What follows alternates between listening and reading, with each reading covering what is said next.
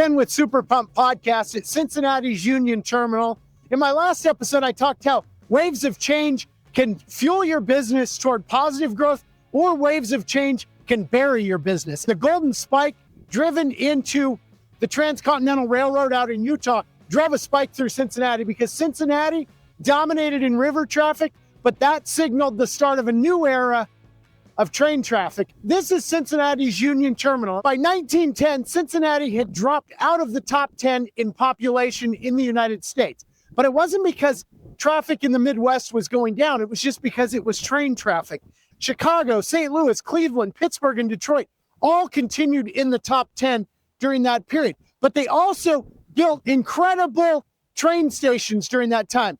Detroit, 1893, Union Depot. St. Louis, 1894, Union Station. Chicago completed one by 1925, but Cincinnati continued to drag its feet. Not sure about this technology. We're going on 75 years of people killing it with rail before Cincinnati in 1927 decided to build this place.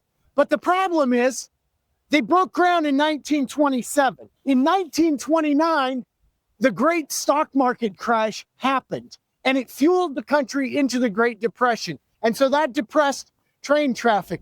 But at the same time, there was another thing at work, the airplane. In 1929, while they were putting these bricks in and building this building, only 6,000 people traveled by air. But by 1934, just 3 years after they opened it in 1931, 450,000 people traveled by airplane. And by 1939, a mere 8 years after this opened in 1931, 1.2 million people traveled by air. The other problem was in 1927, the exact same year they broke ground on this facility. Look around, what do you see out here? You don't see trains. You see combustible engines and cars. And Henry Ford and the Ford Motor Company, 1927, sold 15 million Model Ts. Here Cincinnati is building this incredible Art Deco monument to trains about 75 years after they should have. The car had already taken over and air traffic was exploding. So I want you to come inside and show you one final thing about this. It's really a spectacular building, a marvel of architecture. You can see this great covering here, this beautiful grand entrance with incredible marble and all kinds of things. We go in here and it's now a museum center. You have this grand rotunda. It's the second largest half dome in the country. The fascinating thing is they did these incredible murals by local artists. If you look on the one side, you have one little train, right? You can see it, one train. But then you look on the other side and it continues to be all river traffic. So it's barge and boat and steamboat and tall stacks. What it shows is they continue to cling to something that had already passed by. In your business, you can cling to what's already passed by, or you can embrace that next wave of change.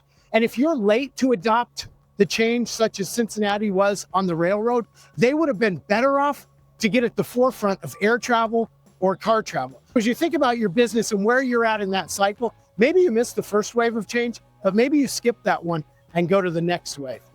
This has been your SuperPumped podcast. I hope you embrace those changes in your business, continue to gravitate to what's new, and go out there and make it a super pumped day. Thanks for joining me.